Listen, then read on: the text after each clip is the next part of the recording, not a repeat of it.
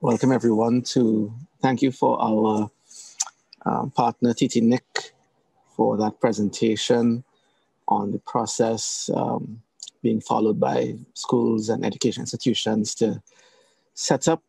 And now let's move on to our second panel for today.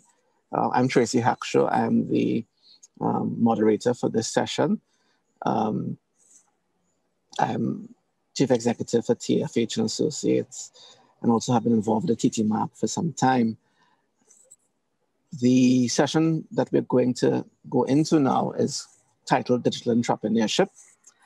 And what we're doing today is trying to grapple with what's been happening, as we are, I think, throughout the entire TTIGF over the last 12 months. What we've seen as Trinidad and Tobago has moved forward with our, recovery efforts as a result of the pandemic. We also are dealing with the impacts and fallout. They've seen what we would call to be a new class of entrepreneur, digital entrepreneur that has emerged during this, certainly the last 12 months. It's been happening for some time, but it's been accelerated over the last 12 months. And there have been several long gestating opportunities in what we call digital economy that have now come to the fore. We've seen, pockets of innovation and entrepreneurship emerging in various areas, marketplaces, on social media, in certain service industries, like, for example, animation, that we'll hear about today, I'm sure. We've seen emergence of delivery services and that delivery economy emerging. We've seen a greater take-up of e-commerce to a large extent. Payment solutions starting to make their voices heard. We've seen people like WePay and others step up to the plate and become more prominent in the game. But at the same time, as we've seen this, we do need to understand that this is just, a few of the opportunities that currently exist. And today we're looking to discuss how we can, accelerate and catalyze this new emerging thrust of digital entrepreneurship and growing the local digital economy. And today we're going to have our very esteemed panel confront and discuss the realities that confront the digital entrepreneur today, and look at how the digital economy can grow further. And I hope today we're not going to simply rehash what we already know, but we're going to find a way to reorient the conversation towards one that is solution-oriented, not problem-based, and move beyond talk and maybe move to some sort of concrete action plan in doing so. And let me take the opportunity to introduce our panel today. So I will do this by quickly giving a brief of each of the panelists in order that I have on my sheet. We have Mr. Keron Rose. He is mobile expert and founder of Droid Island. Keron is an online business educator who works with Caribbean entrepreneurs and corporate clients on building their businesses online so that they can participate in the global economy. He is the creator and host of the web show, The Digital Age, which features Caribbean companies and experts who have created or mastered the platforms and tools we use to conduct our online businesses. He is also the owner and tech blogger behind Droid Island, an online resource center to learn about the Caribbean smartphone industry. Mr. Rose's goal is to be an agent of change in the Caribbean and to help entrepreneurs and businesses navigate the digital age. Welcome, Keron. Thank you for joining us today. Next up on my list, this is in no particular order. We have Agyei Archer. I hope I got that right. Yes, excellent. Thank you, Agyei. Agyei Archer is he is an independent design director and co-founder and CEO of one of the new startups that I mentioned called Unqueue. Agyei is a multidisciplinary designer and art director from Trinidad and Tobago, focusing on work that integrates graphic design for business, typeface design, and programming. He studied visual communications at the University of Trinidad and Tobago. Camille may know him, and typeface design at the Cooper Union. Agyei has 12 years experience in creating brand identities, websites, digital products, publications, and event invites, all with a focus on solutions that integrate meaningfully, considered graphics, strong typography, and nimble, well-written code. He recently co-founded Unqueue, a mobile app designed to improve retail experiences in the Caribbean by making digital commerce and sales more accessible and convenient. Past clients include Google, the Rhode Island School of Design, Governor of Trinidad and Tobago, and the Caribbean Mental Health Foundation. Welcome, Agyei. Good to see you today. And this is not a manual.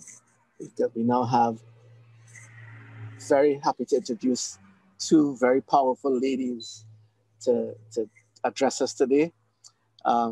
Camille Salvon Abraham, one of my good colleagues, is the program coordinator for animation studies at the University of Trinidad and Tobago. Camille has a Bachelor of Arts in Media and Communication with specialization in animation from Goldsmiths University of London. She is a founding director of the NGO Anime Caribe Animation Festival, which is celebrating its 19th year. She recently served as chairman of Film TT under the Ministry of Trade and Industry, Governor of Trinidad and Tobago. Together with business partner Jason Lindsay, they created the first Caribbean outsourcing animation studio, Full Circle Animation Studio in Trinidad, creating work for international studios around the world. She has coined her interpretation of the work she undertakes as digital activism, for just as the output of the computer is intangible and cannot be placed on a shelf, so does the inspiration she provokes hide in the emotional, social, and entrepreneurial outcomes of her interventions. In 2016, she spent a month in Jamaica for an intervention product called New Path, which used animation in prisons, funding by the OAS, US Department of Public Security in Washington, DC. With over 20 years in the animation digital media industry, Camille now uses the hero's journey to rewrite the script that has kept others outside of the playing field, both in film industry and also the play of life. Awards include the Royal Television Society Students Award 2000 from London, Caribbean Tales and Innovation Animation in the Caribbean Award, Toronto, Canada, the Trinidad and Tobago Film Festival Pioneering Film Award 2014, and she was shortlisted for the Commonwealth Foundation Award for Women in Business. She currently runs an NGO in collaboration with CARICOM called the Shift Project, which is an intervention using digital technology to bring at-risk teens in the 21st century. Camille, welcome. And we're very proud to have someone like you on our panel. And last but certainly by no means least, a colleague of mine, Roxanne Colthrust, serial entrepreneur and managing director of Shop Caribe, among many others. Roxanne is a digital entrepreneur who's been involved in communications, animation, tourism, and e-commerce. Over the last 20 years, she has witnessed the growth and development of digital economies with strategy-level involvement in the animation sector as a co-director, actually, of the very same Anime Caribe Festival I just mentioned. She has worked alongside a dynamic team at Web Development and Integrated Communication Studio. Many of you may be aware of this company called Site Factory, to bring multiple corporate and private sector websites into reality. In 2016, she partnered with her husband and co-director, Philip Colthrust, who I actually went to school with, to develop the tourism booking platform, Destination Trinidad and Tobago, destination TNT.com, which has amassed more than 500,000 visitors per year. In 2020, she became the managing director of ShopCaribe.com, the ultimate marketplace for Caribbean-made products, with currently more than 150 vendors and 2,000 products on that platform. Roxanne, welcome, and welcome to all of our entrepreneurs today. And as I hope that we'll begin with our first question, and I'm going to pose it as an open question to our panelists.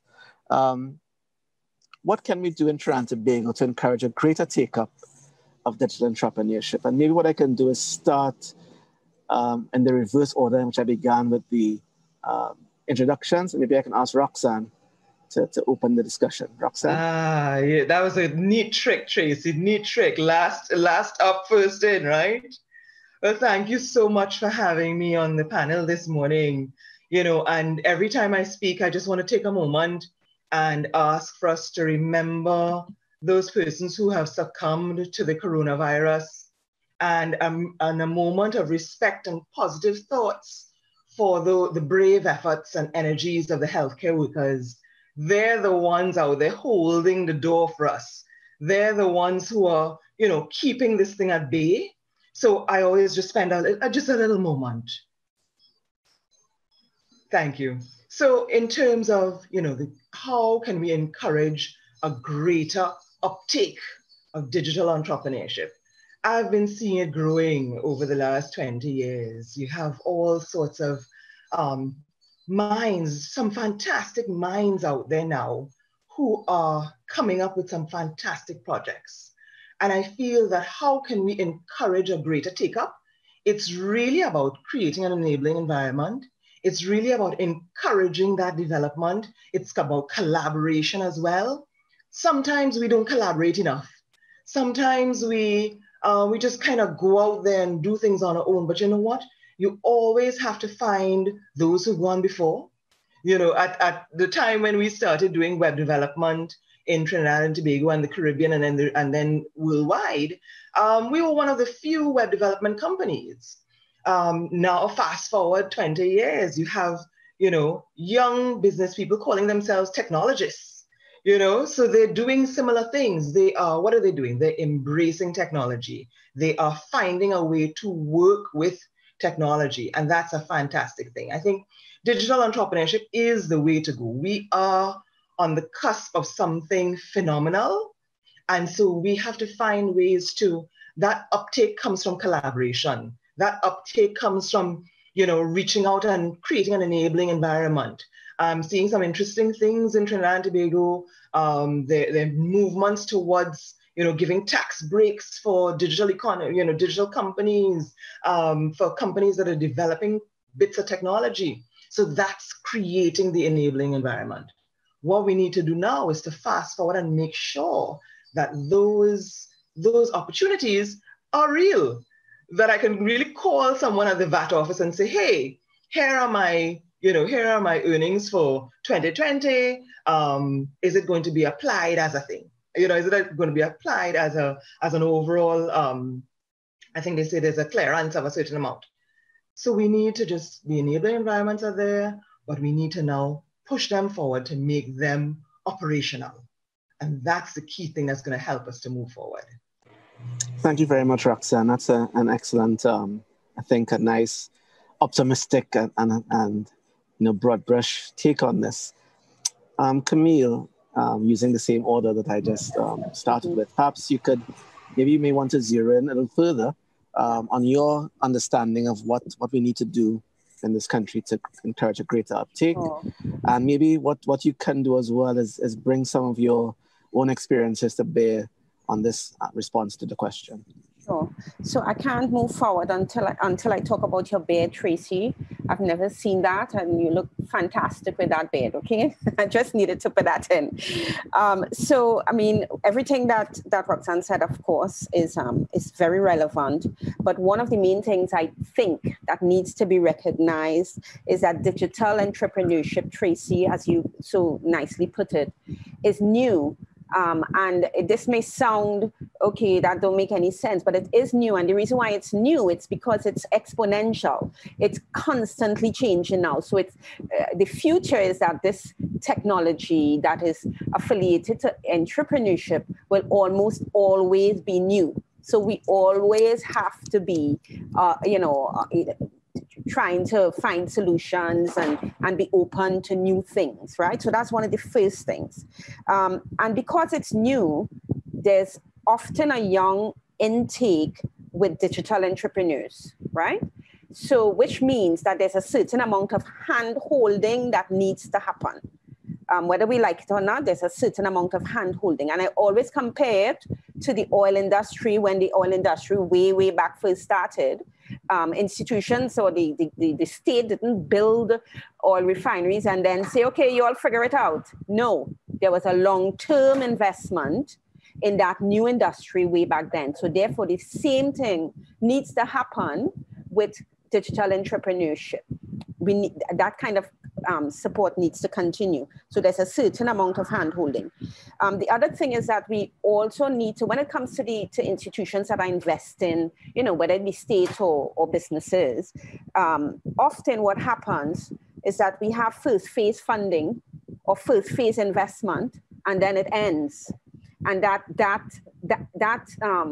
consistency makes a huge difference, because then you'd see these digital products go from prototype, go from ideation to prototype into becoming monetized.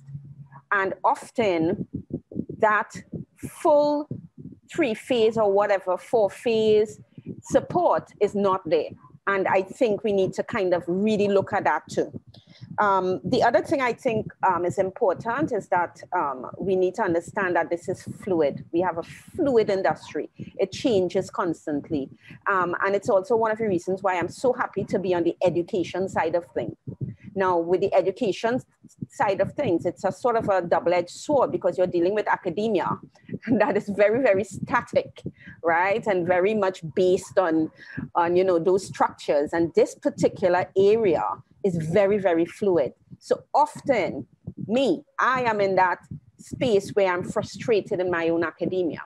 Okay, so the important, to me, one of the most important things when it comes to supporting entrepreneurship and digital entrepreneurs is that we start from the education side of things. We start to look at giving students tools that would allow them to be innovative, that would allow them to test, that would allow them to fail and fix, right? That would allow them to apply new technology to new ideas.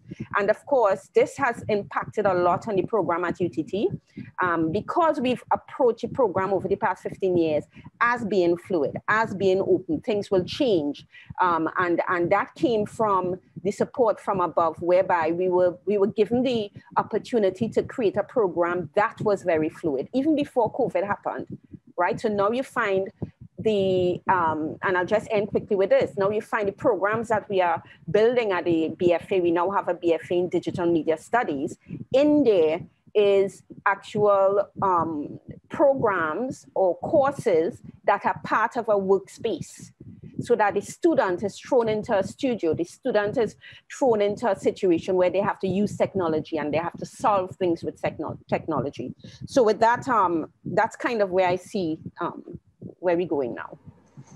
Thank you, Camille. And I think what I'm going to ask you to do at some point during this session is, you and I had worked in the recent past on the Tamina project, and maybe what you could do is bring a little bit of that into the discussion as we go to see what's possible there. But you did mention that at UTT there was a new breed of student that would be emerging. And I think that segues nicely into Agyei's recent thrust as a digital entrepreneur. He's a graduate of UTT, as he has indicated. Agyei, maybe you could jump in as an entrepreneur, a recent digital entrepreneur, if you want to call yourself that. I'm a dropout of UTT.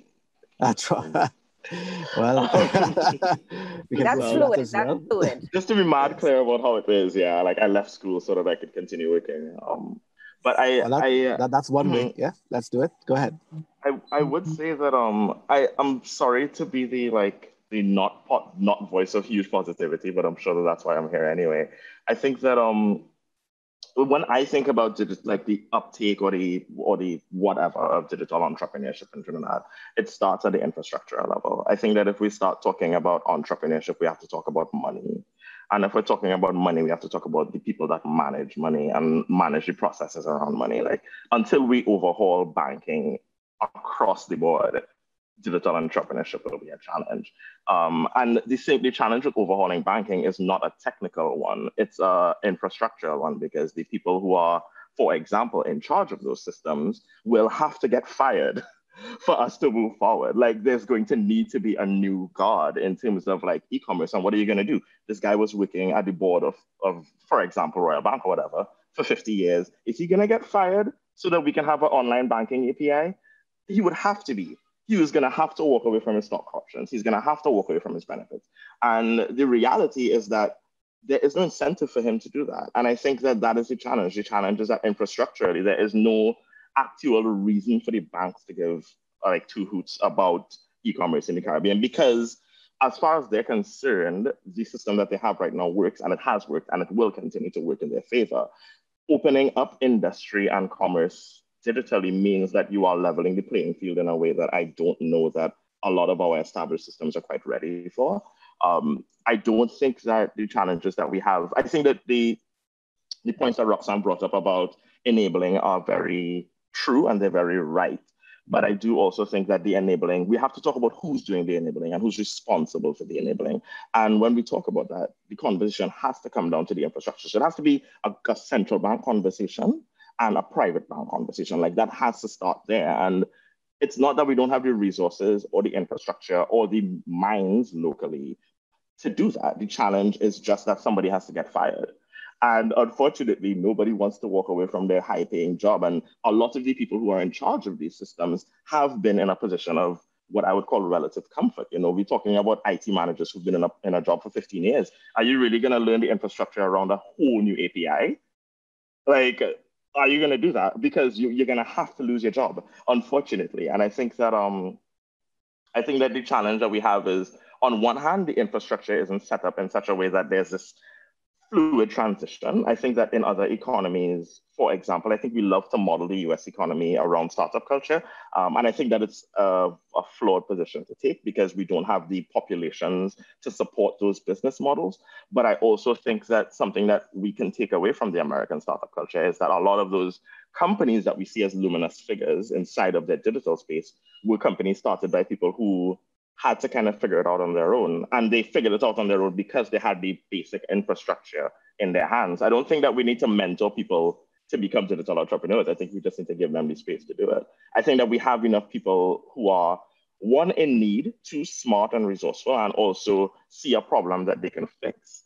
But the challenge, again, is that when my friends come to tell me that, hey, let's start a product, let's start a service, the first question is, how are we going to make money? How are we going to pay our suppliers? And the question comes down to, like, fundamentally, who has access to the banking system? I'm really lucky. I work for Google. I'm able to get paid in like US dollars. If I didn't have US dollars specifically, I wouldn't have been able to bootstrap Unqueue. Like there would be no Unqueue without that, you know? And I think that that is a very basic problem that we have, because when I have to think about, for example, like e-commerce fulfillment, our best bet is WePay, right? Like technically speaking, like we can use First Atlantic Commerce, but we need to like literally hire a whole, like we need to go in time and like find a developer from 10 years ago who understands a system that is broken and broken on purpose, right? But then we think about WePay. WePay is great. WePay has bridged a huge gap, but at the end of the day, WePay is likely gonna like plateau on innovation. I still don't have immediate refunds. You know what I mean? And that is largely just because of the infrastructure, because if the infrastructure was set up differently, we wouldn't be dependent on First Atlantic Commerce for our banking, and First Atlantic Commerce wouldn't get to like condescend to us with their technological platforms, because the reality is that we are so fixed in what we're doing that because when we were launching Unqueue, we went to every bank, hey guys, we would like to do online payments properly. Could we build the API for you? Everybody said no. And it's not that we weren't able to do PCI compliance or anything like that. We just wanted, honestly, to make our lives easier. But the honest reality is that there isn't that setup. And the convenience around that setup is more than just being nice to young people and putting them in a good class and, you know, patting their backs and encouraging them. It really comes down to the infrastructure, and the infrastructure is not there. It's like flatly not there. Like the best that we can do is kind of bad right now, in my opinion. So I think that to improve digital take-up, we need to fire some people, and we definitely need to overhaul some of our technological standards at the base level. But the base level is not WePay or it's not any of our providers. It's at the banking and central banking level. All right, Agyei, I'm wondering if you want to be honest about your thoughts today, or you're just going... No, I'm going to hold back a little bit. Yeah, let's move on to another individual who has been very vocal about this very same topic in his blogs and various interventions on social media, and in his online learning platform, Digital Age, Mr. Keron Rose. Keron, maybe what we could do is respond to what Agyei has been pointing out there, and what are your thoughts on this plateauing of the infrastructure and what we need to do? Keron? So I agree with Agyei. I think he's hit several nails on the head. And I mean, that overhaul isn't going to happen overnight. It is going to take a few dominoes to fall in order for us to really get this right. So I agree with him largely. What I would say is that we still have enough to keep things simple. So one of the things that I try to preach from a digital entrepreneurship perspective is for people to just start learning the basics, start learning some digital skills, so that even if you are not trying to build the next Unqueue or build the next WePay, you could at least, develop a digital skill like, web development, copywriting, develop a digital skill that will allow you to at least earn additional revenue. And we have so many global freelance platforms. We have enough infrastructure to be able to get paid online and get clients from around the world. So even just from a perspective of keeping it simple, if it's somebody who has a 9-to-5, who is looking to just earn additional revenue, learning some digital skills right now would go a long way. And to be honest, the earnings that you could get from some of these, from a lot of these digital skills may be able to replace and far surpass what you're getting paid at a 9-to-5. For me, just some of the basic things that I do, most of my clients are not in Trinidad. And I don't have an issue getting paid because you have a WePay. You could still use PayPal, even though PayPal only works in a limited capacity here. It is still an option for us to be able to use. So like getting paid isn't really an issue. The biggest issue for me is a lack of education. Most people don't know what exactly is possible, right? So they're not going to be quick to think, let me learn how to do email marketing and then go tap into a resource like LinkedIn and pull in some clients from LinkedIn so I could start to do email marketing for people or become a virtual assistant and do that for people. And don't just limit yourself to Trinidad and Tobago, because the reality is that we're still growing. A lot of these companies, some of the biggest companies in Trinidad and Tobago, still don't know what they don't know, and are outsourcing stuff to people that they themselves don't know what they don't know. So if you can develop your own skill sets and you can start tapping into the social media platforms and the global networks, you can start to generate your own client list from people outside of the country, outside of the Caribbean. So you're not limiting yourself to just one economy. When people are saying Trinidad economy is bad, I'm sure the majority of the panel on this, the majority of the people on this panel are tapping into clients outside of Trinidad. So I'm not feeling the pinch because half my clients are not in the country, right? So this is the lack of education. What we need is more people to speak about their experiences from their successes and their failures, putting that information out there and just start to showcase to people what is possible, even from the most basic levels, allowing people to see what we can do even within our broken system.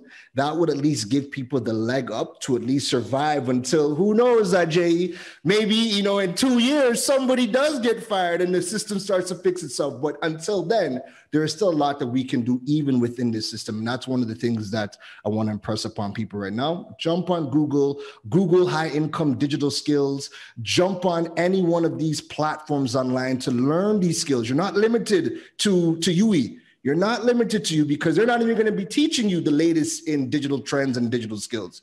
You can learn from so many platforms online, get certified, and apply your skills and trade online and still earn money without a problem. Thank you very much, Keron. And I think that's one of the hopes I had coming from this panel, that we're going to move beyond just talking and certainly move to the actions that we can take, concrete actions. And I think that issue of digital skills and cracking on that. There are many free, paid, hybrid platforms that are there right now that, just Google them, quite literally. You have to go through them today. And of course, Keron himself has his own platform that you can look at. So I want to make this a very interactive session, as I indicated to our panelists. I have a few questions that I wanted to bring up, but I'm just wondering right now if we could invite anyone who may want to jump in. I believe you can unmute yourself. I'm not too sure. If there's any questions coming in, please raise your hand and maybe we could address it at this point in time, given that each panelist has had a point they've raised already. Let me see, there's nothing coming up at this point. Could anyone help and identify if there are any questions coming in? Doesn't seem so. And until that happens, let me just bring up my own questions. So I think this could be quite challenging for others to answer. In terms of internet governance and multi-stakeholderism, which is what we discussed yesterday, and by that I mean all the stakeholders getting together, so government, private sector, civil society, academia, technical. What do you think can be done from a stakeholder position to get this digital economy going and to drive entrepreneurship beyond the 10 or 20 or 30 or whatever number that is currently there? It's still not enough to move forward. I would like to hear some thoughts on that, and maybe without having to go in order, they can ask, then we from the panel wants to jump in and respond to that at this point. I could. Yes, Agyei, go ahead. I think that, I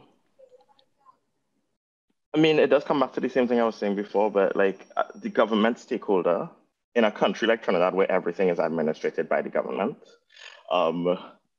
it's like they're the most important one. Like until there is some kind of, I suppose the word is decentralized, but let's not use decentralized next to central bank. But until there is some kind of a standard around, okay, FCB and Republic need to send money to each other. How does that happen digitally? Unless that doesn't happen with an ACH, which is just a clearinghouse, unless we're able to move past that, there is no basis, in my opinion anyway, for much other involvement. Because like Keron made a really good point, in my opinion, just now about like building up your own skills. So like that is a kind of entrepreneurship as well, right?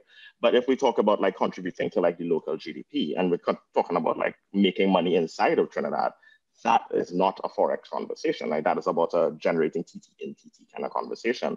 And if the people who are supposed to be very smart are skilling themselves up on languages and technologies and platforms, for example, that have this international market value, what's going to happen, and what I know happens, because I have a lot of friends who work for very high profile companies, also Trinidad, so they have like really good salaries, but they are doing what I would call high-end top tier development work. They aren't doing that in Trinidad because there isn't an economy around it. And until there is an economy around it, everybody who gets really good at these technological infrastructure that can move us forward is going to leave or work for somewhere else, just like Keron recommended, which I think if I have to place the options of either work in Trinidad and fight up, or get a job somewhere else where somebody identifies my skills quickly and pays me right for it, I'm going to pick that second one every single time, right? But I think that as a stakeholder, the government has, I think like their mandate really should be around the type of facilitation that there just isn't the conversation for right now. And that facilitation is a legal, it's like legal / infrastructural, but largely technological, because I think that we've had conversations with people from the central bank before, and the question was always, how are you going to make this secure? And then we tell them how we're going to make it secure. But then like, that's not enough, right? Because what that means is that the guy who we just spoke to has to go research what we just said, because he doesn't know about it either.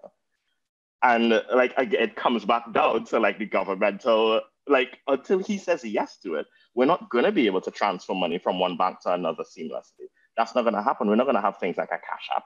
You know, WePay is going to be as well as we can do. And I think that that's really just because as a stakeholder, the government's investment is obviously in the optics of digital entrepreneurship. And I think that the optics of digital entrepreneurship are really great when you think about economies where that kind of scale can work. But in Trinidad, where there likely won't be a Steve Jobs coming out to Trinidad, we're not going to make Steve Jobs money. You know, so like that objective is not in the picture anymore. So what that also means is that at the governmental level, the investment is purely about the optics. It's not actually about the GDP. I don't think that people are thinking about the GDP. I think that our government thinks that we should get onto tech for the same reason that the government has a Facebook page, because they should, right? But I don't think that it has anything to do with an actual investment in the infrastructure. And I think that until we move past the very optical investment that we have right now, which is we are going to talk about e-money and we're going to put E before everything, until we move past putting E before things and actually get into talking about the technology and actually talk about getting into the legal infrastructure, then as a stakeholder, the government will kind of lose its any kind of influence that it can have, because the private sector isn't going to invest until the government says it's okay to. And if the private sector doesn't invest, then nobody's going to get a job. And if nobody's going to get a job, then all of our JavaScript developers and Python developers and PHP developers are going to work for Dropbox or Google or Facebook or somewhere else. And that's only because there isn't that basic infrastructure at the governmental level to make money for it. There isn't an economy. So if you don't have an economy, you can't expect people to want to work in it. But that's a governmental thing. Like, that's where I think the stakeholder conversation has to start.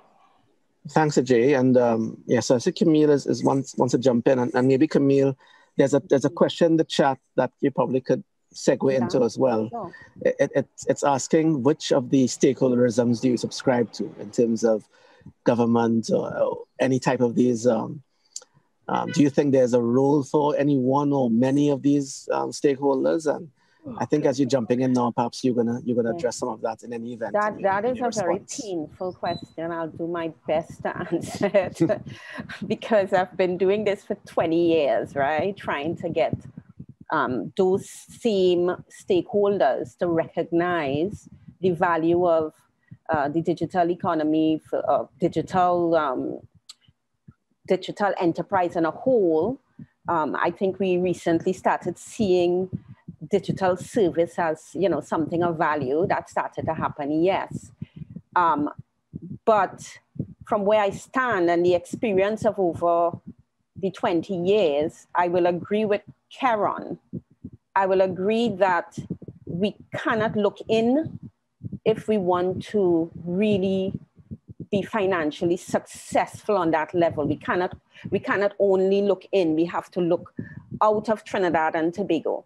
And this is where, to try to answer that question as much as possible, where probably the stakeholders could come in. But we cannot, in my 20 years experience on this island, since I've been back, we cannot totally depend on.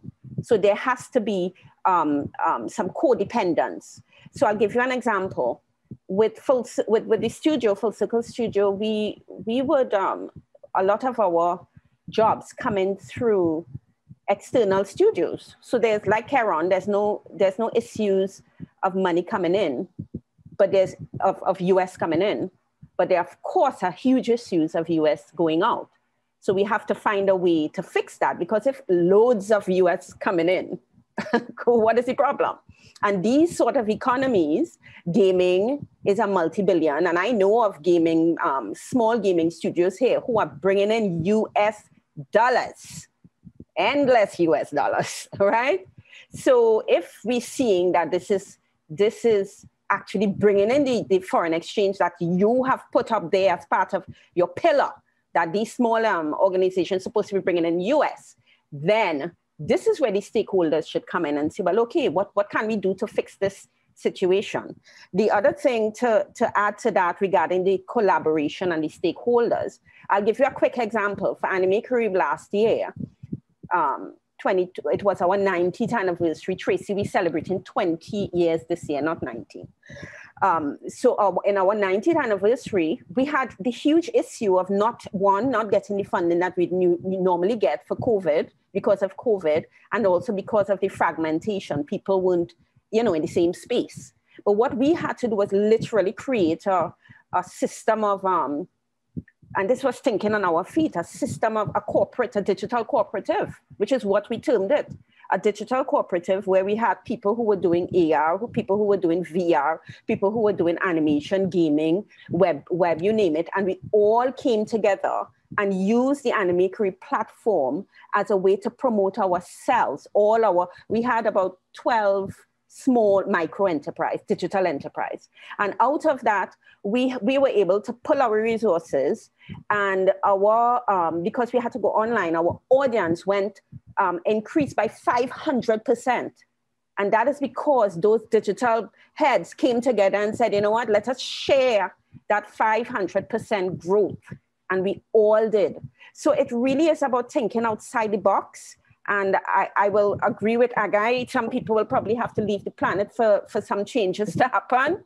But I do feel that in our own way, you know, in what we do, and what I do, and what Keron does, and what Agyei does, and what Tracy does, we could start to make those changes, because I could tell you, I could attest to it, that I am seeing the changes, and I'm seeing the changes in, for instance, our students. Keron could tell you, I brought Keron to meet my students, and he saw the kind of work that those students were doing. So there are ways to fix these issues. I do feel we just need to pull our heads together and not ignore the government and ignore the stakeholders, but to find a way to collaborate with them, with or without them. Thank you, Camille. And I saw there's a discussion that has started in the chat about capital and venture capital and financing, and that's the private sector stakeholder coming into the picture there. I even saw the phrase vulture capitalism being used by one of our participants, Glenn. I don't know if Roxanne, I think you've opened up your mic, maybe you want to jump in and speak to that, and perhaps Keron, maybe that's something that you may want to talk about in terms of the private sector role in this whole thrust towards digital entrepreneurship. Roxanne? Yeah, so let me say that we have to look at this thing. There's no one solution. We have to look at it on a spectrum, right? We are at different, and the digital enterprise is in its infancy stage in Trinidad and Tobago, right? But there's some things, some areas, some sectors that are a couple steps ahead. And so when we're talking about, you know, the involvement of the multi-stakeholder, we have to look at it on that spectrum. So I'll tell you, in our going forward, in our pivoting last year and starting up Shop Caribe, which is this online shopping platform for Caribbean-made things, we had to do all sorts of quick steps. So Agyei is talking about, okay, do you have to use FAC? Do you know, can we lean on WePay? Are the banks ready? The banks aren't ready. The banks aren't interested, right? I mean, and it was a pivotal moment for the world. So they were all caught up in a whole tailspin. I'll tell you, we spent probably the better half of 6 months back and forth with the bank until we had to find our own solutions, until we had to, you know, take a piece from here, take a piece from there, and make it work. This spectrum that I'm talking about has, at all levels of it, there are government institutions that are well-meaning, but they just don't understand. Just as Archer was saying, they just don't understand what we're talking about now. There are organizations that are focused on, and their main role is to give grant funding, and they still don't understand it. So what I'm saying is, this spectrum we're talking about, we have to now, I feel, identify key stakeholders, key people in the ministries that we have to work with, that we have to kind of, I don't know if it's an activity that comes out of this agency, TTIGF, but find some key things that we want to hold on to. That payment gateway thing is a critical. If we are to do anything out here, accessing a payment gateway has to be made easier. We have a fantastic relationship with FAC, so we've been able to get through. And that leans on what I was saying about collaboration. If anybody needs that kind of support, working with FAC, I can help you there, right? The spectrum also has things like, okay, animation. Animation, as Camille has rightly said, you know, it's the better part of 19 years. Now, the normal person would say, but a 19-year-old is a grown-up. A 19-year-old is an adult. And you know what? No, it's still in its embryonic stage. It's still developing. We have studios who are doing well, but you still don't have enough of government saying, you know what? That's a pillar. We're going to focus on that. We're going to invest into that. The venture capital comment is valid. Many, many years ago, we had the Venture Capital Incentive Program, which was tasked with, you know, finding projects that you could invest properly into, and I note my comment, properly into, and get them to fly, get them to get to the next level. So that's another element on the spectrum. That funding critically has to be there. that grant funding. You know, are we going to look at a digital enterprise as just a normal business, just with the word digital in front? Because I'll tell you, many of the banks, they ask for the same things. They ask for financial statements for the last 3 years. They ask for profitability. They ask for, you know, directors. They ask for beneficiary. You know, you name it. They ask for it. But is it that we want digital enterprises to be slightly different? What do we want? You know, and I think if we are able to craft some sort of a key bullet points that we want to step out there to these key stakeholders and say, this is what we want to enable this digital environment. We're talking about digital entrepreneurship. Yes, you want people to be able to say, okay, you know, I've gotten this training, I have this kind of experience, I have this knowledge, I have this expertise, I want to do A, B, and C, right? But the hurdles are that they judge us just like they would judge a big conglomerate. They ask you for the same things. And so what do we want? You know, do we want to be assessed differently? You know, I'll tell you that this new economy that we're moving into here needs us to be fast. It needs us to be agile. It needs us to be, you know, on point with a lot of things, but we have to come back to some basic tenets. And I can see it, you know, some of the digital companies are small. They're small teams, very small teams. So when you need to have, you know, accounts worked out and strategic plans worked out and succession plans worked out, that may be, you know, challenging.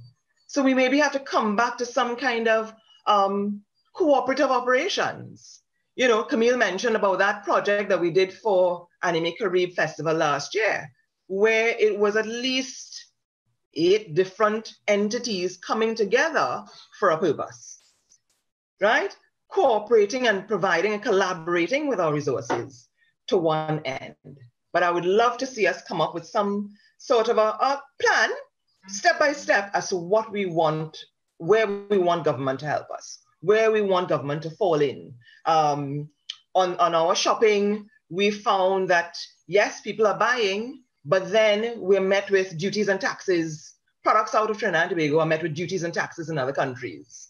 So we're a digital enterprise, but we're still being, you know, we have the real hardcore business things to still deal with.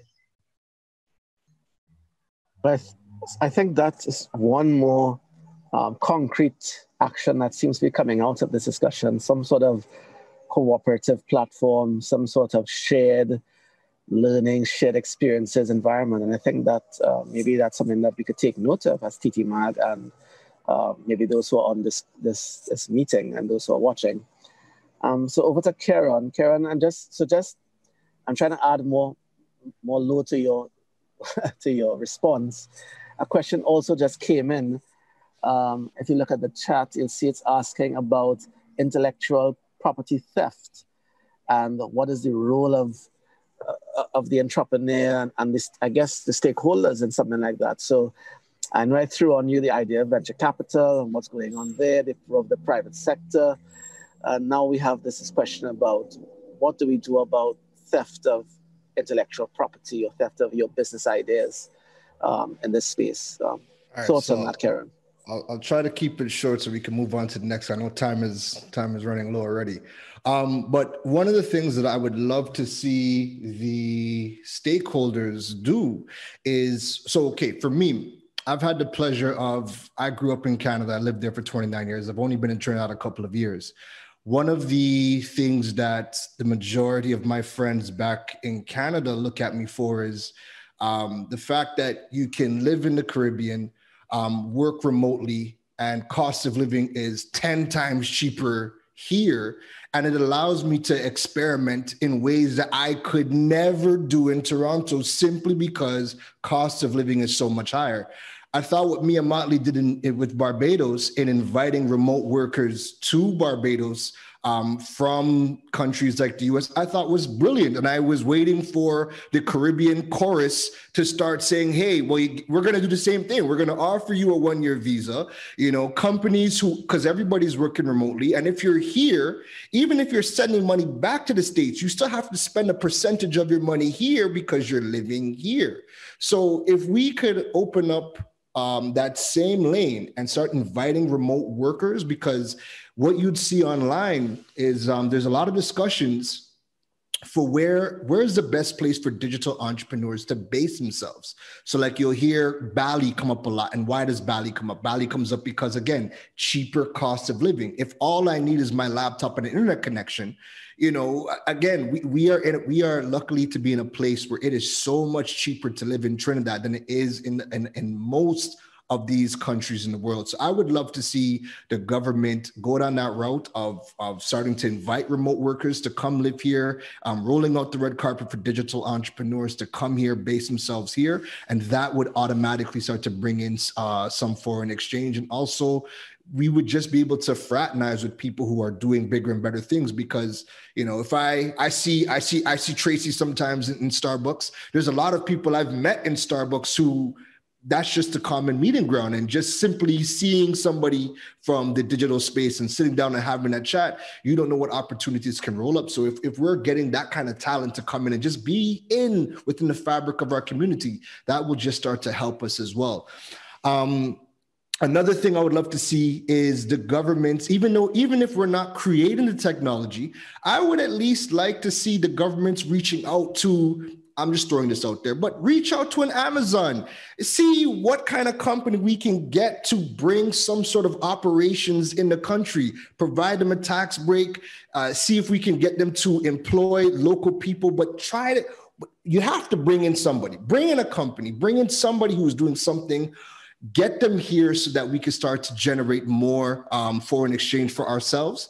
And another thing I would really, really love to see is companies like an FAC, WePay, start to push the education, right? So they know exactly what it takes to get onboarded. The banks know what it takes to get onboarded, but none of the companies put forth any sort of education or back education to teach people the proper processes to not just get onboarded, but after we've given you a gateway, bring in experts to teach us what we can do. There's a lot of things we can do with FAC, WePay, as is.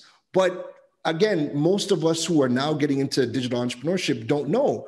The banks, JM&B does a great job at, if you are having any issues receiving PayPal funds, they do their best to solve whatever the issue is you're having, but they don't speak about it. You will not see that they are one of the only banks that you could even use to connect with PayPal to receive that money, which I think is huge for anybody who wants to be a digital entrepreneur and wants to utilize some of the platforms online. With respects to intellectual property, there are lawyers here who specialize in intellectual property. You have people like Celise Haynes, Carla Paris, Aquila, and I forget her last name, but there's a few lawyers that are out online constantly talking about intellectual property and protecting it. You can follow them online and start to reach out to them to ask basic questions, because again, that's one of the key things you're going to need to be able to protect yourself.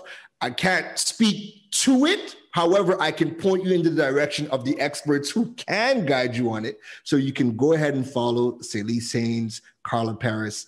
They do a great job of talking about protecting your intellectual property in the digital age. And I think we can move on.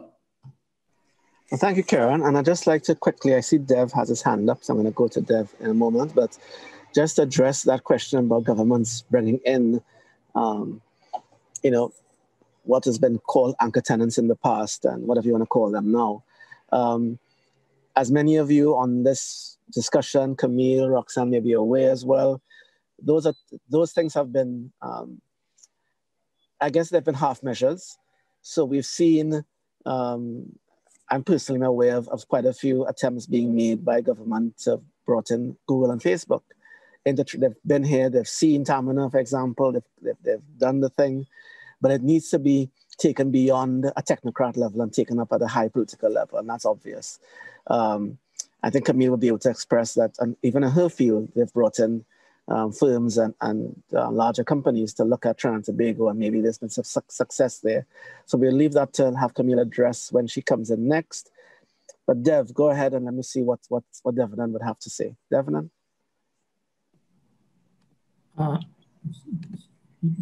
Right. Hi, great panel discussion, Devanan here. A question from the YouTube chat from Zetmeister. His question is, do you think successful digital entrepreneurs could come together to form a banking entity that will provide their banking needs, but also a type of funding needed for other digital entrepreneurship? That's the question. Did the panel get that? Is it clear? Is the question clear? And if so, yeah, someone want to take it? It's clear to me. All right, Agyei, go ahead. Yes, look like you want to take it. Answer to the question is speak to the central bank. But yeah, that would be nice. That would be lovely if we could do that. There's been a lot of theoretical conversations about models for that happening, but that needs to get approved by a guy in the central bank who probably needs to do his job as soon as possible.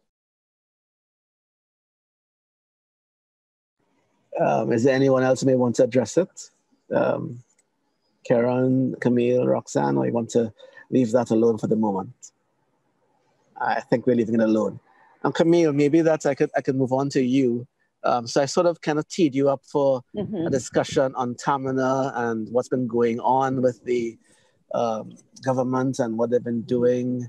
I think you've been involved for some time with this whole trying to bring the animation sector to life, not just from the standpoint of people exporting their services, which I think is one of the points we're trying to raise here, but also growing the local industry by bringing perhaps again, that anchor tenant word to the table. What's the role of someone like UTT, Tamina, even the IDB and so on in something like this? Any thoughts on that, Camille, based on your experiences? Yes, and it could be really, really positive. This could be a success, but it means collaborating, and it also means having someone who is very sturdy to deal with what is another nice word to say, politics, but to deal with the politics, because we can't talk about these things without talking about the politics. So it really is a different kind of approach, because you're dealing with different, so the Tamina experience was UTT, Ministry of Planning, IDB, and a few others, and the funding came through that format. The challenge occurred when the bureaucracy came in, right? And then that bureaucracy turned into a web of crazy stuff, but we still got an outcome. And that outcome was the formulation of a outsourcing hub at the new Tamina campus. So, and I just want to share this with the audience, because this is where we need to know that these sort of things are now being made available. And the model for it is not the typical model. And it's because we've battled through the bureaucracy to make sure that it's not the typical model. Roxanne mentioned about 20 years we're doing animation, and that's true. But it's been 17 years of struggle. I'm just being honest, 17 years of very little support. Only the last 3 years, we've started to get that kind of support to put it where it's supposed to be. So understand that it takes, if you look at the animation industry alone, it takes an average of 15 to 20 years of constant investment. And I'm talking on state level and otherwise to really flourish. We've only got that for the past 3 or 4 years. So we're now sort of moving. The Tamina Hub, through that support now, will encompass training, which comes under the UTT, investment, which comes under IDB, and stakeholder support, which comes from the ministries. And this will come from the different ministry, because you would have, at that time, Tracy, it would have been Ministry of Planning, but you also have the Ministry of Trade that would have been there. The idea is that the space is a space that will have access to all of the hardware, software, technical needs, space, digital technology that could support ideas, but also allow our students to feed into a pipeline. So it's been going on for about 3-4 years, this planning stage. By the middle of this year, we should be ready to open. But what I'm saying to all who are here, and I am thoroughly enjoying the conversation going on in the non-panelists. their thoughts and their feedback is just like amazing. You know, we should copy this and keep that somewhere. But the idea is that it is a platform that will allow digital ideas to have a home, right? And we need to make use of that, because I think it's, from my knowledge, it is the first time ever in Trinidad and Tobago and in the Caribbean that we have a place that allows entrepreneurs, whether it's digital, whether it's in film, whether it's in research and development, to have that kind of access. So at the moment, we're working out that, that business model, but anyone out there would have access to students who have the skill sets to support your project. However, these things must be sustainable. So therefore, it's not a free thing, because I do feel often, because we give things away so free, it's not always valued. There must be some kind of investment from you to put that back in. So there's a lot more that's going to come out about this.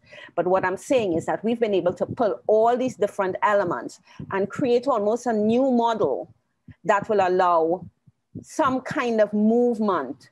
And everyone on this panel, and even those in the audience, I think, as Roxanne said, if there could be a way where we really collaborate, that is a platform where these kind of things could manifest. And someone said it's a shame it's taken 20 years, but yes, it's taken 20 years to get here. Well, thank you very much, Camille, for sharing that. And I think that it's important to understand what's been happening, especially with the animation sector, having myself been exposed to that in the very recent past. On that note, I just wanted to ask the panel, in the absence of any specific questions coming in directly from the audience, what areas of digital entrepreneurship do you think are potential centers of excellence for Trinidad and Tobago? And let me explain what I mean by that. So for the education system, we talked about that before. We need to deal with that as a separate issue. That was in the previous panel. But should we be directing our efforts into particular areas where we can, earn foreign exchange in a very real way? So in the very recent past, again, we talked about software development as a broad brush. That's, to be totally frank with you, I think, based on my own experience, that ship has sailed. Many countries are on that boat already. So Trinidad and Tobago coming in and that as a software development hub is going to be a challenge. But are there specific areas or niches that you think we can jump on board? We talked about animation. We know that's been looked at and has been invested in. And maybe we can discuss it a little further. But are there any specific areas that we can focus on as an entrepreneurship center of excellence, data science, cybersecurity, where we can sell our services and earn foreign exchange?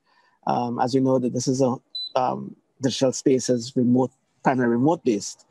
Do you think that's something that fintech? Do you think that's something that we should focus on? And what areas would you say, as an expert panelist, we should focus on? And let me see who is going to be the first to jump in on that question. Who would want to jump in? Let me see. It doesn't look like anybody's want to take that up. I'll take it. Oh, I'll take it. Oh, great. Sorry. Great. We'll come back to you, gentlemen. But I'll jump in and I'll talk about our shopping platform, and what we're seeing. So, of course, lots of research went into our decision to focus on a shopping platform. And then it was corroborated by something I read from the Digital Economy Report, right? And they're talking about the kind of numbers that since 2017, they're seeing billions and billions of people are looking at buying things online, right? And we all know it. We've all been there, done that. We love Amazon. But we're now seeing a growth where people are looking for things that are special. And so enter Etsy, right? So people are looking for things that are different and special, things that remind them of home. And that's where our research led us to creating Shop Caribe. So the thinking is, how can it help? We're talking about, we've been able to provide an opportunity for hundreds of small entrepreneurs to have an opportunity to sell their products, right? For us, that's a major objective, and it's a major win because now you have people who were displaced as a result of the coronavirus, as a result of the pandemic, who normally would have a brick and mortar store, now have an opportunity to sell their product online. That's one. The other side of it is now, it means that people all over the world have access to products that are made in the Caribbean. And for me, that's a clear other win. When we do our review with our vendors, in terms of their sales to date, they talk about, many of the responses talk about, I've never sold to anybody abroad. And that for them is a fantastic moment. It is, wow, I was at a point where I could not do any business. This thing had crippled me. My shop at the cruise ship complex was closed. My shop at the mall, I had to close it down. And here, this digital platform has provided me with an opportunity to continue plying my trade. So for me, that is win-win. Yes, there are all sorts of things. Yes, our systems are broken to some extent. Yes, we don't have enough government support, but we have to do the things that we can. We have to jump out there and push the envelope on areas that we can. We're seeing mobile money. You know, people are willing to use their credit card to make payments online. And that's a level of financial empowerment that people now have. So there are bits and things that are happening. Yes, there's still a segment of the society that is unbanked. And we've actually done very well working with WePay. I must say, you know, I commend them for taking a step out at a time when, you know how things go in terms of a technology agency company stepping out there in the fintech area. So I say there are elements that we can work with. So we have to work with those elements. And we are, happy to be able to develop and grow and take step by step as we move forward.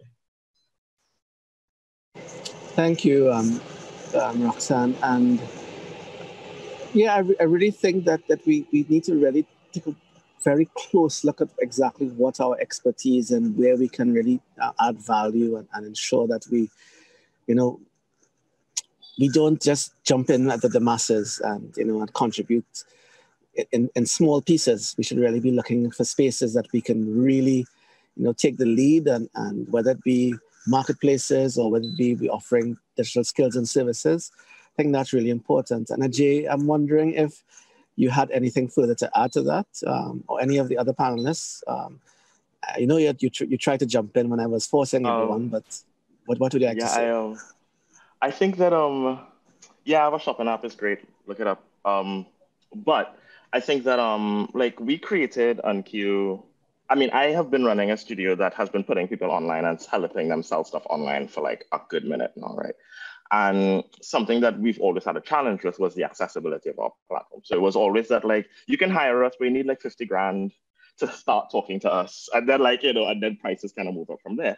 And while those aren't unreasonable rates or anything, it still leaves a huge part of our market out of the conversation when it comes to e-commerce. So we created the system that helps onboard people faster online for less money, right? And I think that that's great. And things like that are nice. Convenience is nice. I am not nearly as interested in the potential for digital entrepreneurship helping things like buying sushi, which is what my app, you can order some sushi on Unqueue, and that's great. And I think that that's super nice, especially now. But I think that when I think about the potential that digital entrepreneurship has, it's on things like, for example, agriculture, or government infrastructure, or fisheries, like things that we can help at a real scale. Because I think that when it comes down to technology, it's about scale. I help a lot of people sell stuff, and I'm happy that we help people sell stuff. I'm also happy that we help people buy stuff that they want to buy. But to be honest, if we were to get a contractor, for example, let's open up like internet on the web, money on the web in Trinidad. That's a way more, in my opinion, valuable project. So when I think about the potential that digital entrepreneurship has, I think of the problems that we have at the largest scale, and we can solve it with those. So for example, business registration. We only started doing that online a couple of years ago, and it's still a shit show, and for example, an entrepreneur entering this space and saying, here's a solution that we white labeled that you guys can use. That would be amazing, and like, I feel like those are the opportunities that we really have for entrepreneurship, because there's so much infrastructure that we have that is dependent on technology that can be improved. And like, if we think about, like, I know that the conversation is about like Forex, but I am, as somebody who is capable of generating Forex, I think that the larger challenge is in being able to generate TT dollars in Trinidad for people in Trinidad, especially if we have this giant blocker that the banks have introduced to foreign exchange. But I think that when I think of the opportunities that digital entrepreneurship has, it's really around how can we make like life better and easier, but at the infrastructure level. So of course, there's the opportunities that, for example, Unqueue would bring across. And I think that Unqueue is a good example for, yes, we can use technology to solve problems at scale, but the type of problems that we could be solving, I think, could be a lot more ambitious. I think that we are just starting to scrape the surface of what we can do with technology and digital entrepreneurship, if what we're thinking about is helping people buy sushi. Like, I think that if we stay inside of because I think that when we think about digital entrepreneurship, we think about being the next Amazon or being the next anything that is selling something online, but there's so much else. And I think Keron brought it up as well, like there's a whole spectrum of work that you can be doing, a whole spectrum of work that needs to happen. And I think that the opportunity for me is there. Like every time I hear one of my friends tell me, hey, I just got a job working at this open source company and I'm contributing to technology, I'm like super happy to hear that, Or when one of my friends tells me, hey, I got a job at the bank. It's a really unambitious job and I'm still writing PHP, but at least I have a chance to make a change. Those are the kinds of things that I think are important. I think that, and this is, I hope my engagement manager doesn't get mad at me for saying this, but things like Unqueue are, in my opinion, a drop in the bucket relative to the kind of problems that we could be solving. Yes, and I certainly think we want to, and I do want to challenge that statement made about the foreign exchange problem, because one of the worst things to happen, and for all apologies to those who are doing this, but we don't want to move online buy and sell, because that trading culture that has, I don't want to get into that because that's a whole different discussion, but we don't want to just migrate that online and that becomes our entrepreneurship. That'll be the worst thing to happen. So Keron, yourself, Camille, Roxanne, all raised the issue about trying to get online and get earnings, whether it be local or foreign exchange, in other ways, whether it be through services or selling local products, as Roxanne's trying to promote, or local/Caribbean. And I think I want to get to that concrete point. What exactly are the areas that you think that we as a country can excel in? And I'm going to say this because I'm using the carnival thing that's happening now and I guess that's a chaotic and maybe a bit of a fiasco that's going on now. We had an opportunity to do something with this. It was known quite a while in advance, and it appears, from all intents and purposes, that we haven't really, whether it be from the private sector or from the government standpoint, used the opportunity to do something very real with what was happening in terms of, I hate the word virtual carnival, but a virtual carnival or virtual creative showcase that can be earning foreign exchange to some method, I don't know. I'm aware of people who are trying to do something. It's too late now, or maybe too late now. What are your thoughts on these sort of areas, even oil and gas? We have a specialty in oil and gas. How can we sell those services outside of Trinidad and Tobago? What are the areas that we should focus on as entrepreneurs going forward? Keron, I see you have your mic off. Camille as well. Let's, Keron, you went first, so then Camille after. Thanks. All right, no problem. So I am a huge advocate for, keeping things simple. I love what Agyei said, that even though they built Unqueue, he knows that it's a drop in the bucket and we don't just want to just migrate the buy and sell experience online, right?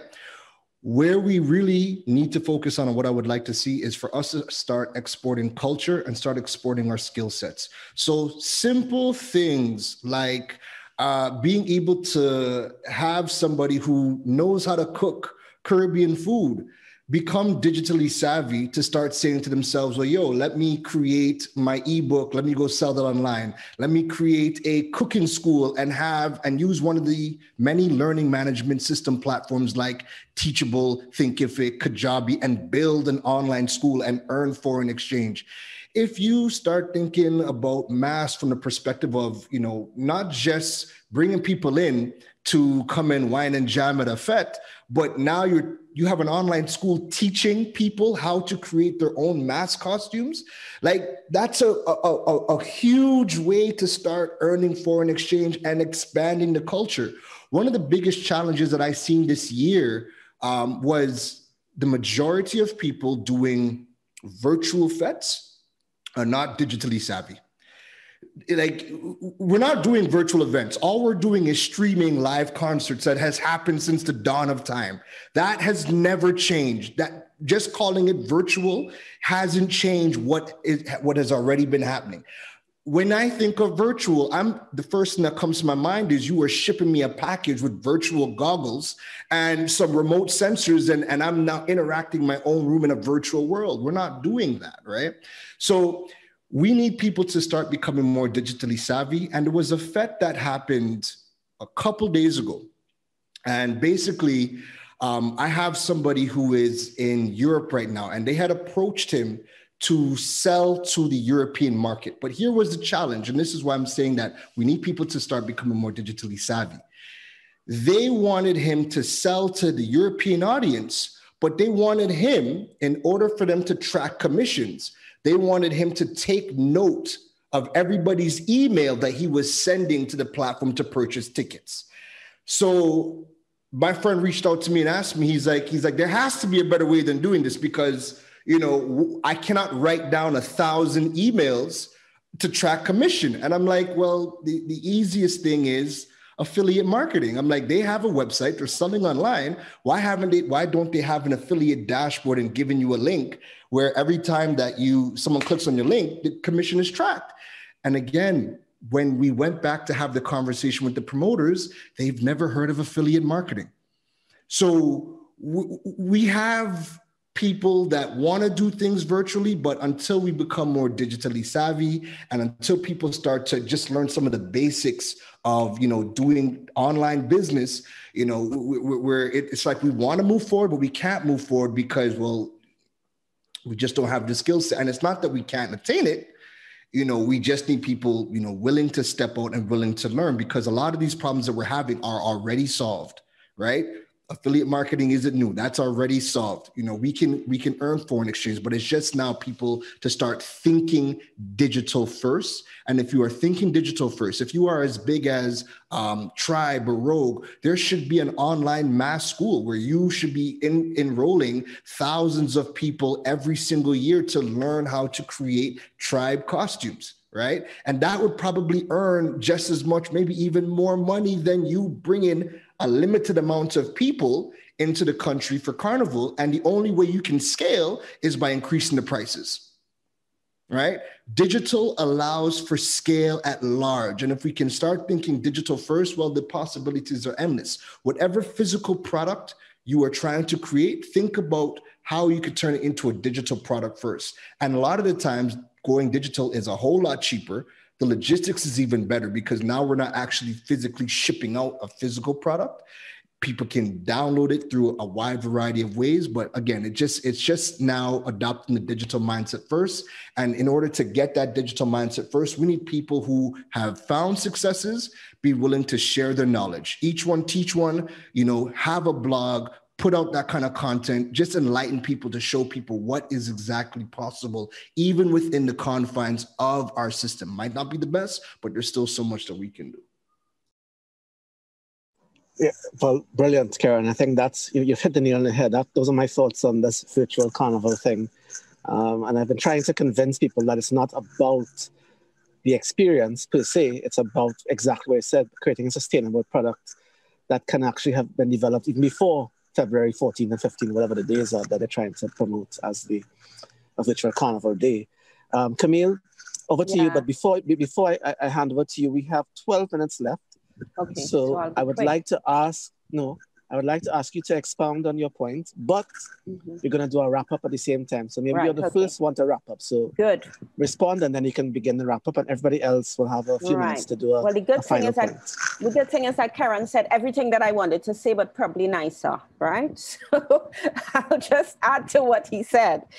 What we do is we sell our experience whenever we go to international like Kid Screen to sell not just animation. We sell in Trinidad as a digital destiny.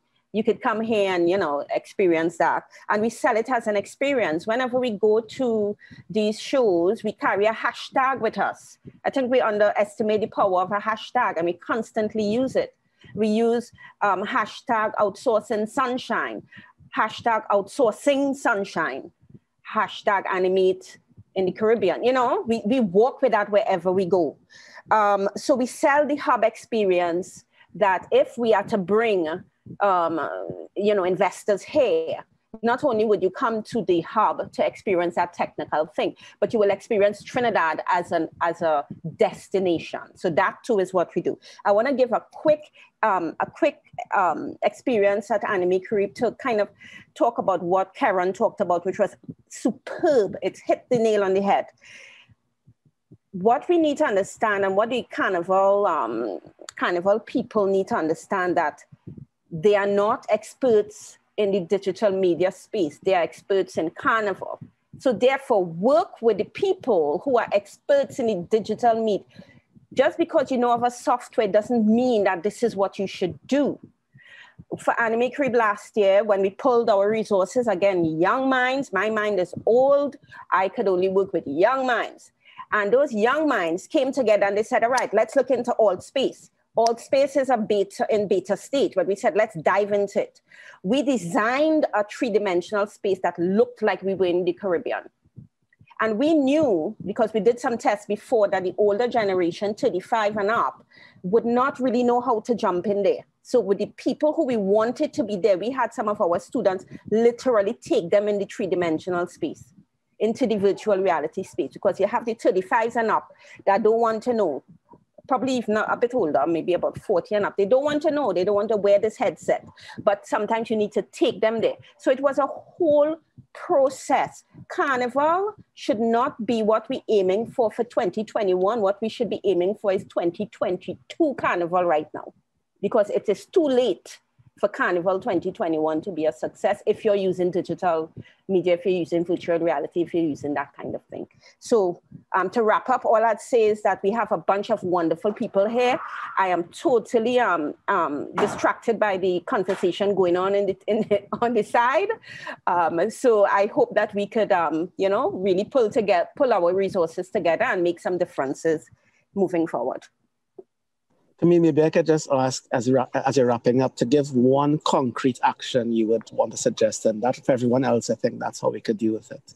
I think we need to put some concrete ideas down on people, like literally put it down. This is what we're going to do.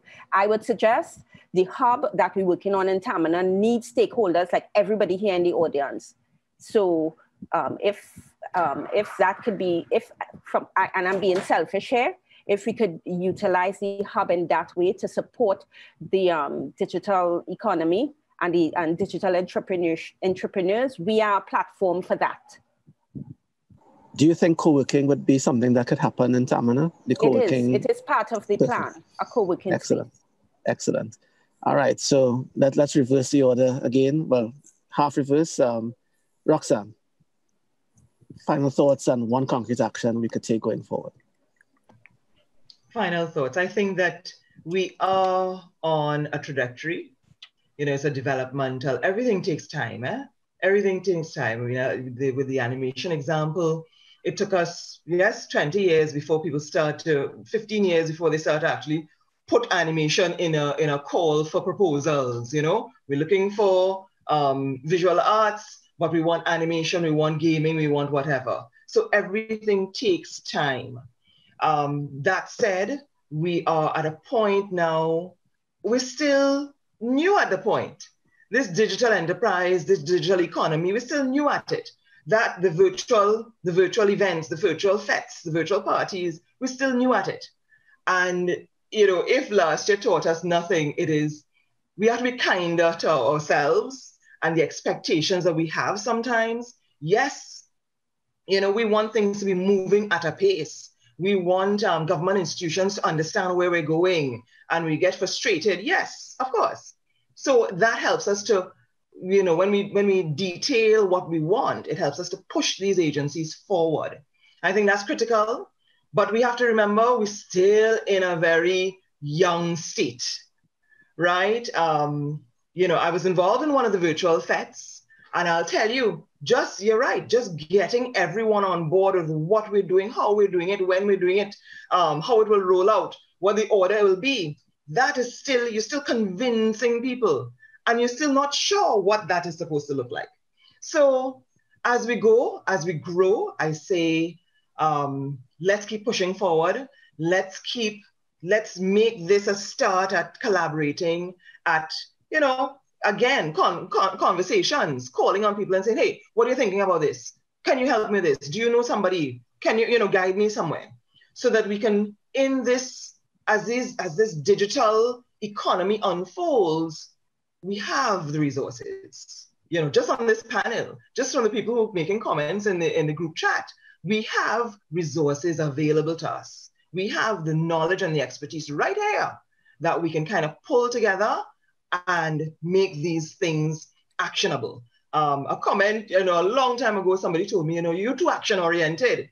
And yes, you know, you have to be action-oriented at this point. You have to kind of move, push forward, get to the next level, do the things that you can. Yes, there are some great, big, game-changing, world-changing ideas out there, but we have to, but if you can't achieve those, you do the little things. You cull away. You're able to make some change, help lives, help, things as you go. So thank you so much for having me. Thank you very much, Roxanne, for that. And maybe I could ask those in the chat as well to document. The transcript is in fact able to be taken off, so that'd be good. So I'm hoping that we can use the interactivity of the chat to have people put their concrete action ideas, and we can take that forward and perhaps put something together and share it with everyone who came today. Agyei, I won't give you the last word because you may you may take it to a different level, but the second to last word. Final thoughts. Now I kind of feel like I definitely need to take it to another level because you kind of pushed me there. But I'm gonna leave it. I do think, like, I spoke a lot about government involvement, and it's important. But I also think that on the other side of the spectrum, something that we didn't really talk about is the private sector / entrepreneur / VC relationship. And I think that we are really lucky. Like I was able to bootstrap Unqueue myself, but I mean, an investment bank now owns a quarter of Unqueue because we can't do that the rest of that this year, right? And I think that the only reason they are on board with us is because they know us, like we have a relationship. But I think that generally speaking, there's a lot of difficulty in that kind of access in terms of like, this is a good idea, let's put something behind it. And I think that a lot of that comes with knowledge, ability, and understanding. And Camille made a really good point about talking to the experts. And I think that we've had a really skewed idea of who the experts are in Trinidad for a considerable period of time, because the experts have been traditionally the people who've had the same job for 10 years, but that isn't actually expertise, that's just experience. And I think that the reality is that like, we need to reframe who knows what they're talking about when we're talking about digital entrepreneurship. It shouldn't be the person who has a good job somewhere. It really should probably be the person who's likely failed like 3 startups. Like that's who I would look for to probably lead the conversation. Somebody who's done a bunch of startups and had all of them just die because of one reason or the other, because they probably know really well what not to do next time. But I just think that we're not looking in the right places for the answers that we need fundamentally. And I think that until we start doing that, we'll be in trouble. Yes, government, all of that, but fundamentally, even those people in government need to ask, who is actually the person to talk to about this? Is it my friend's nephew or is it a Google search? And relatively speaking, we typically pick the friend's nephew when we should be doing the Google search. That was pretty tame. I thought you were going to really amp it up with something, but no, okay, fair enough. So Keron, you have to amp it up now. Last word, concrete actions and last thoughts. So what I want is for people to hold themselves accountable, because the reality is that the government is not going to save you. Nobody is coming to save you. Even within the confines of our system right now, you can go online, learn a skill. We have the tools to get paid, and you don't ever have to step foot in an office again and still make more than the majority of the highest income earners here in Trinidad and Tobago. You have to be the one to want that for yourself, though. We have everything we need to become self-reliant and not have to rely on the government to give us jobs or to provide jobs. We can do that for ourselves. So I want people to start getting okay with using Google. And Agyei just took the words out of my mouth, because again, a lot of the experts we assume are experts because of the positions they've had are not the people that should be leading the charge. They're also not the people you should be going to ask questions. Start with that Google search, because again, a lot of the information that we need is there. We just need to look for it. Next, I want people to build their skill set. If you can build your skill set, Google high income skills, build your skill set and start to build your portfolio. You can now tap into the global network of clientele. You are no longer limited to clients in Trinidad. You're not limited to clients in the Caribbean. You can easily build a website. You can easily do copywriting. You could easily be a VA for somebody in Japan, in India, in the US, all at the same time, and start to make money from all different aspects of the world. You can do that. And I just want people to be okay with saying to themselves, you know what, I might not be too digitally savvy, but I'm willing to learn. I'm willing to try, even if it's, something small. Just start, because we have the tools. We just need more people to hold themselves accountable and say, you know what, nobody is coming to save me. So let me step up and let me see what I can do on my own, build my brand, build my name, put myself out there and start to earn. You can do that. Just wait, Keron, that's it. Just waiting to see if there's any more. Okay, excellent. So I think we've had an excellent panel today with some concrete suggestions. I see some coming in the chat. Let's all not leave this as another talk shop and another one of those conferences we've been to and had a chat and then move on with our own lives and not get back together at some point and compare notes where we are. I really think it's a good opportunity for us to work together as a community, as a country, to push this agenda forward. I'd like to thank Camille, Roxanne, Keron, Agyei, and all the people who have joined us today in kind of moving this agenda forward. I really believe this is the way out of our economic crisis that we are going to be facing in this year. I don't know if you heard, but GE just announced that they are going to be moving their vehicles to electric in 2035. Oil and gas is dead. Oil and gas is dead. Every time the government sees the oil price goes up, I know that from very close experience, that things just change in the direction they were heading. They were going digital in one time, and then the oil price went back up, and then they switched again back to oil and gas and left digital in the gutter. They're back in digital again. Let's see what happens going forward. It's dead. It's a dead industry. It's dying. Let's say it's dying. So we need to look at the next way forward. Green economy, blue economy, but certainly digital economy. There are ways that we can take this forward. As Keron and all of everybody has said today, it's the barriers to entry are extremely low. Extremely low.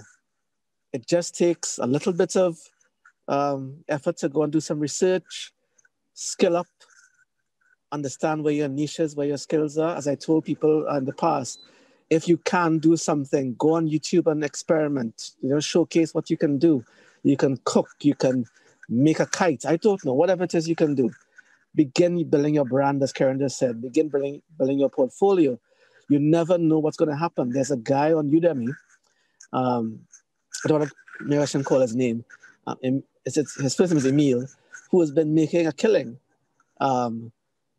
by doing a very niche area of training. He has 40,000, I think, students.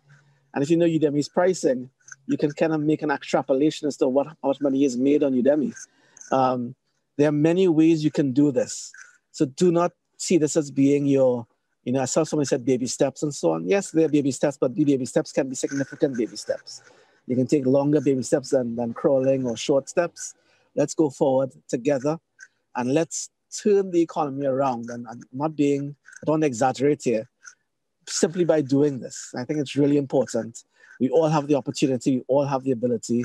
There are 1, 2, 3, 4 entrepreneurs at least who have done it already, and then I'm sure many more in the chat who are doing it, who have done it already. Let's take in front and move forward together. Thank you very much for coming together today and for contributing and for participating.